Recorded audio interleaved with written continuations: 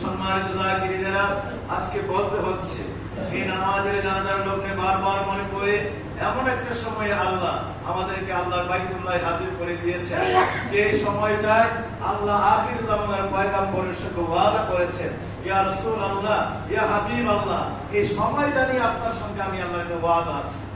যে সময়টা এখন আমরা আল্লাহর দরবারে নামাজের জানাজা নিয়ে দাঁড়িয়েছি, আমার নবী কাঁদতেছেন রাব্বি হাবলি উম্মতি বলে, এমন সময় আল্লাহ এই সময়টা নিয়ে আল্লাহর নবীকে আল্লাহ রাব্বুল আলামিন নিজের পবিত্র জবানে মহা ফলক ধারায় পরম নিয়ামতের আশ্বাস বাণী দিয়ে, মাগফিরাতের আশ্বাস বাণী নিয়ে আল্লাহ আমার নবীর কাছে পয়গাম নাযিল করে দিলেন, ইয়া রাসূলুল্লাহ, ওয়াদা করলাম আপনার উম্মতদেরকে এমন একটা নিয়ামত দিলাম যেটার নাম হলো যোহরের নামাজ।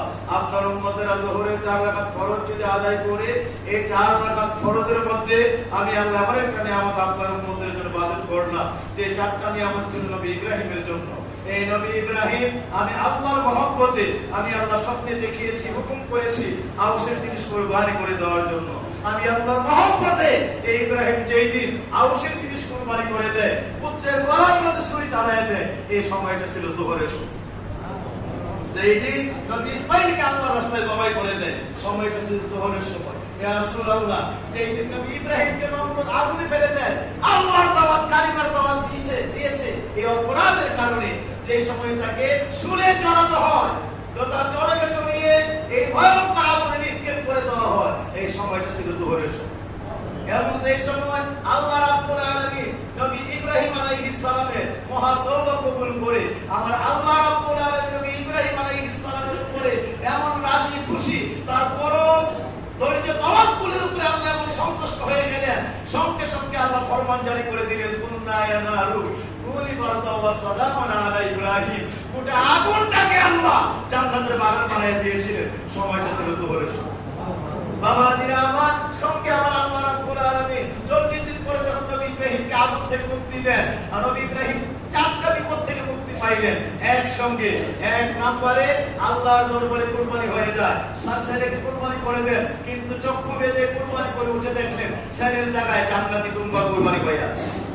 এই সময়টা যোহরের সময়। দ্বিতীয় নম্বরে নবী ইব্রাহিম আলাইহিস সালাম আগুনে ঝাঁপতেন, সময়টা ছিল যোহরের সময়। যেই দিন আল্লাহ আগুনকে বাগান বানিয়ে দেন, ওই সময়টা বাগান বানিয়ে যখন নবী ইব্রাহিমকে মুক্তি দেন, সময়টা ছিল যোহরের সময়। নবী ইব্রাহিম সঙ্গে সঙ্গে শুকরিয়া করে আল্লাহর দরবারে 4 রাকাত নামাজ উঠায় পড়লেন, সময়টা ছিল যোহরের সময়।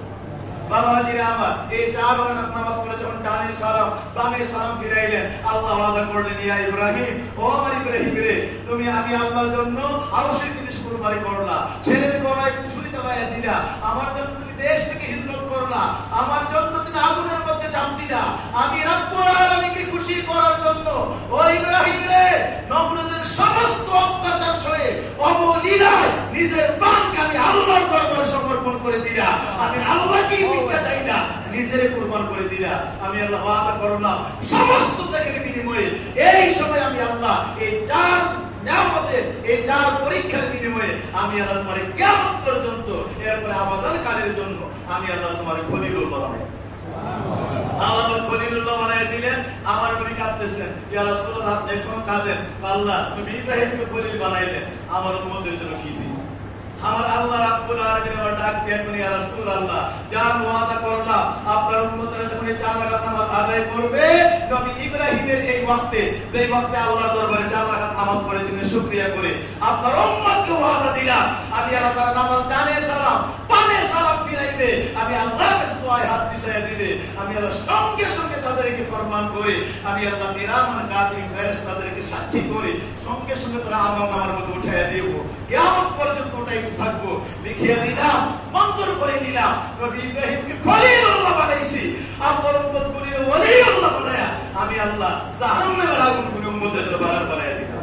আল্লাহ যেন এই 4টা নিয়ামত দান করে আমাদেরকে ভয়াবহ জাহান্নামের আগুনকে আল্লাহ আমাদের জন্য বাগান বানাইয়া দেন। সেই মাইয়েতকে নিয়ে আল্লাহর দরবারে হাজির হয়েছে এই যোহরের ওয়াক্তে, এই পবিত্র সময়ে আল্লাহ যেন মরহুম মাইয়েতের জীবনের গুনাহ মাফ করে দেন, আল্লাহ যেন তার জানা অজানা গুনাহগুলিকে অপরাধগুলিকে ক্ষমা করে দেন, আল্লাহ যেন দুনিয়ার জমিনে আবেদা সালেহদের কবুল করে কবরে রাখার সাথে সাথে কবরতলে আপনার জান্নাতের বাগান বানায় দেন।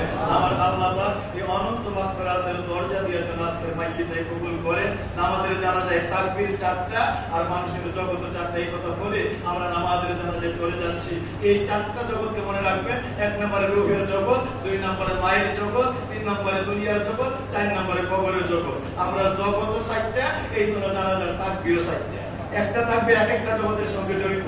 প্রথম তাকবীর দিলে এটা রূহের জগতে 50,000 বছর আগে ওই রূহের জগৎ থেকে দাঁড়ায় যায়। তৃতীয় তাকবীর দিলে মায়ের গর্ভে সন্তান 10-12 দিনের জিন্দেগি ছিল, ওই জায়গায় গিয়ে হাজির হয়ে যায়। তৃতীয় তাকবীর দিলে এই দুনিয়ার জন্মের দুয়ার দিয়ে মানুষ তো দুনিয়াতে এসেছে, মৃত্যুর দুয়ার দিয়ে বের হয়ে গেছে। এই হায়াতি জিন্দেগির এই দুনিয়াতে এই জন্ম থেকে মৃত্যু পর্যন্ত এই তাকবীরটা গিয়া আল্লাহর দরবারে ফরিয়াদ দিয়ে দাঁড়িয়ে যায়। আর চতুর্থ তাকবীর দিলে এই তাকবীর কবরের কাছে দাঁড়িয়ে যায়। 4 জগতের তাকবীর এই 4 জগৎ থেকে হাজির হয়ে যায়। আমার এটা আল্লাহ পাঠায় সময় একটা কথা দিয়ে পাঠাইছিল, এই কথাটা বলে শেষ করেছি।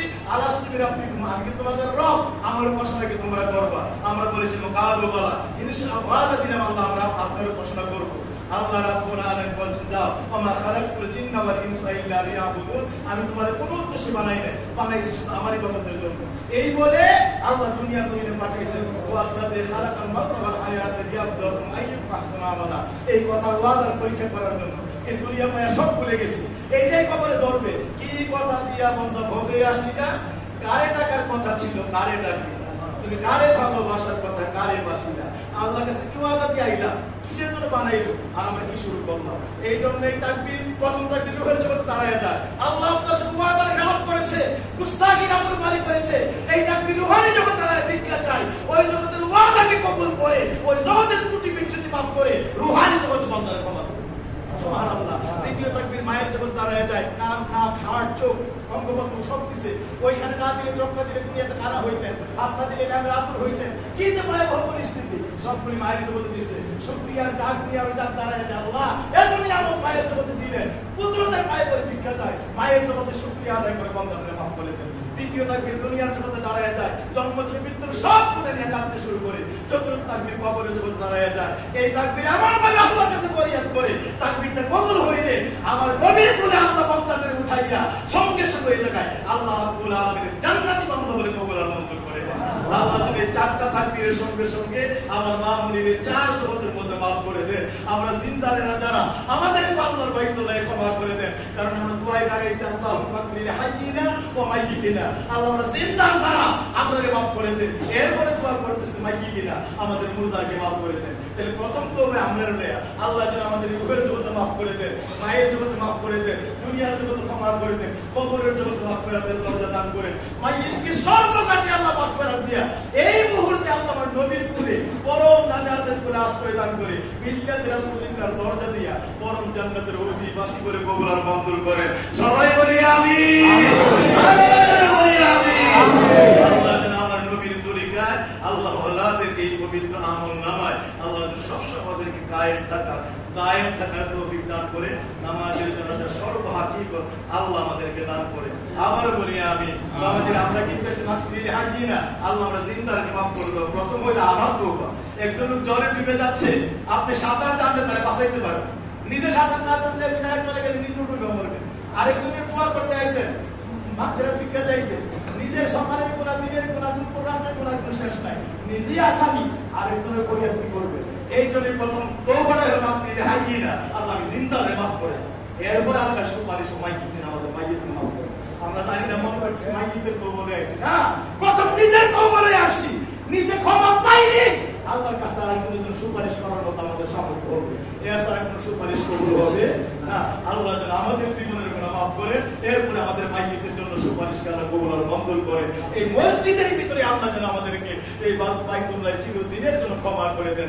সবাই বলি আমিন। আমিন। পরম মাগফিরাতের নিয়ত লয়া আমাদের জানাজা করবে। আল্লাহ যেন জিন্দেগীর সব গুনাহ, জিন্দার মুর্দার সকল কাজ এই নামাজের জানাজা